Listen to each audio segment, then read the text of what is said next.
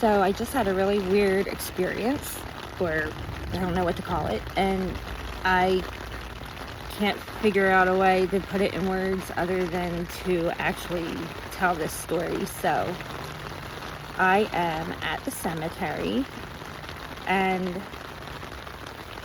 I was just making sure he's gone. Anyway, I am at the cemetery, and I've been here for a while. Like, I come here and I like to sit and think, or sew, or crochet, or whatever it is that I do. Anyway, today was crowded. Of course, it's Mother's Day, so a lot of people coming through, and it's raining now. And right before this rain started, I was just sitting here, and it emptied out because obviously the clouds were coming in. But all of a sudden, as I'm sitting here, I hear, "Hey, excuse me, ma'am," and I turn around, and it's this young boy or young man, and I found out he's 18 years old. I never got his name. Anyway, he was crying. He's like, "Can I just ask you for a hug?" And I was like, oh my gosh, I felt so bad for him. I was like, sure. And he hugged me, and he's like, "I'm so sorry. I just really need a hug." And I said, "Is this your first Mother's Day without, without her?" That's all I said, her. I didn't know if it was, He's like, "Well, the first that I've been to the cemetery by myself." And so we were talking, and I found out that it's his grandmother, who he was super close with. And he's just like, "I'm struggling. Last year when I came for the first Mother's Day, I was with family, so it's different." But he's like, I really don't know how to express myself when I'm grieving. Like, he's like, I can't really, let it out in front of my friends that are guys, and anyway, I told him to call or get in touch with my therapist, because she specializes in grief, and she's like amazing and wonderful, and I don't know what I'd do without her. And I still, after 5.5 years, need her from time to time. And he thanked me like so much, and yeah, we talked for probably about a half an hour, and I can't believe this kid he was so emotional. I felt so bad for him.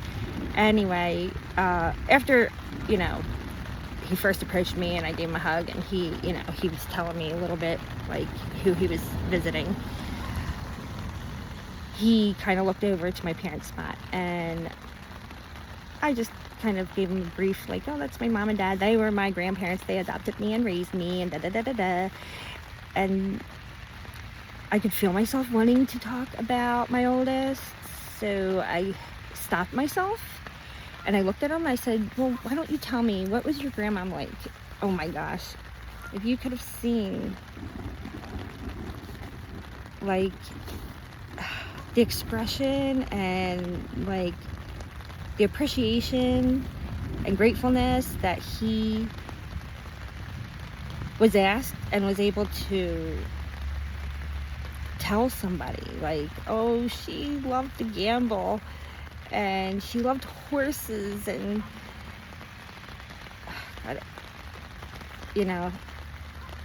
I could just tell, like, it made him feel good. And as we talked more and more, I told him about Jace, and I told him how, with me, I mean, hopefully not with everybody, I don't know, but with me, I've noticed, nobody asks, nobody talks or shares memories, or or they'll fade, and become less and less, and then none. So I guess I was glad to offer that expression, of him telling somebody about his grandmother. Because for me, nobody wants to hear it. Either I've talked about it so much that it's like you see the eye roll that's not happening, you feel it, or people change the subject real quick, or something like that happens, So I actually said to him, and I've said it out loud for the first time today because I think it all the time. I find myself taking every opportunity and chance I get to talk about Jace to random people. And like, if somebody approaches me about something, I will find a way to, somehow be like, oh, my oldest used to, or this or that. Because the people that you know and see all the time or every day get tired of it, or you become like repetitive. And I hate that, because I know I feel repetitive too when I talk about him, because there's no new memories anymore. There's no more new stories to tell. And it's weird because this is probably, I would say, the last few months, that's what I'm realizing. Like, it's the same this, it's the same that, it's the same memory, same story, same pictures, same this. And now it's been 5.5 years, and I'm in the part of my grief or thoughts where I'm thinking, I wonder what he would have been like now. Like, what would he have looked like, or what new thing would he be into, or what would his style be, or would he still be doing this, or would he still be doing that? Grief is so terrible in that way. I tried to offer him some comfort though. I said to him, I don't necessarily want to tell you it gets easier. It gets different. You'll grieve differently.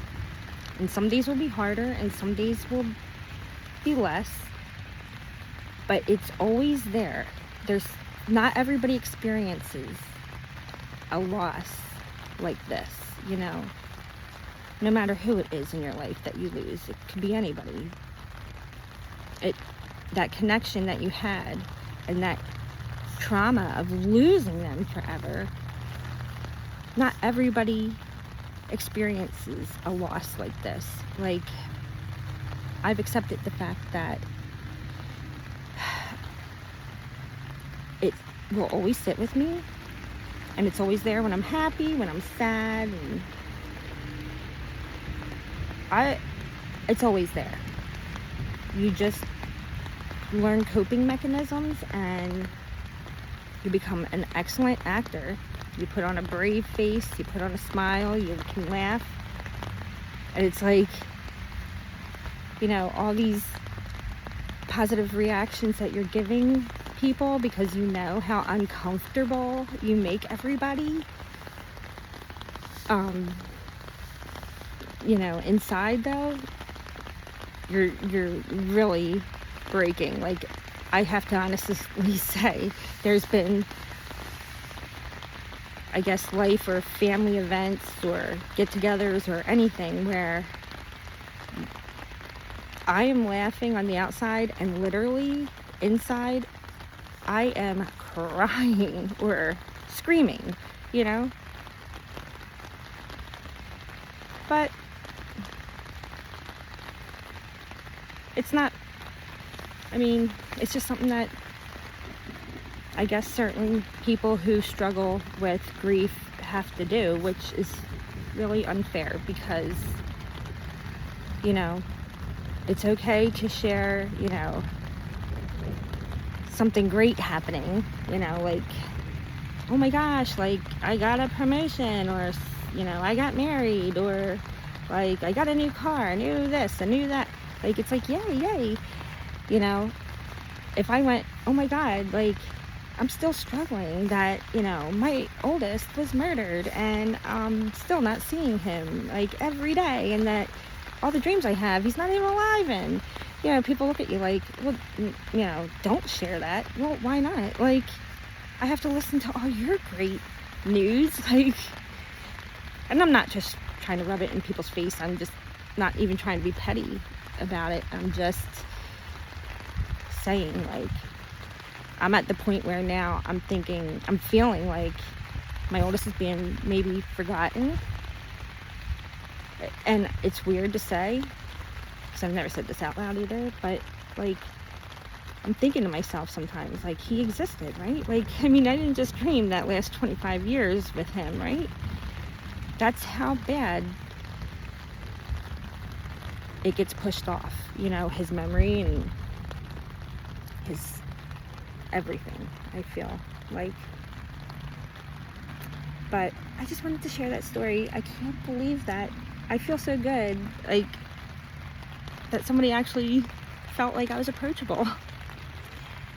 But I actually feel really good that I made him feel a little bit more comfort. You know, I just said to him, basically, I didn't tell him all that weird stuff that I just said. I just basically said to him, like, you know, there's certain grief people will experience and not everybody does. And it will sit with you probably forever through all the good and all the bad. And you'll express it differently. Some days are heavier than others.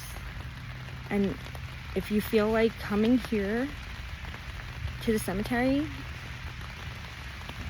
is an outlet or a comfort, like for me, it's my comfort zone, you gotta do that. Don't hold it in. Like, you gotta find a way. I'm just really glad that he took all that information down that I gave him from my therapist, because she's wonderful. Like, just the sound of her voice is so soothing.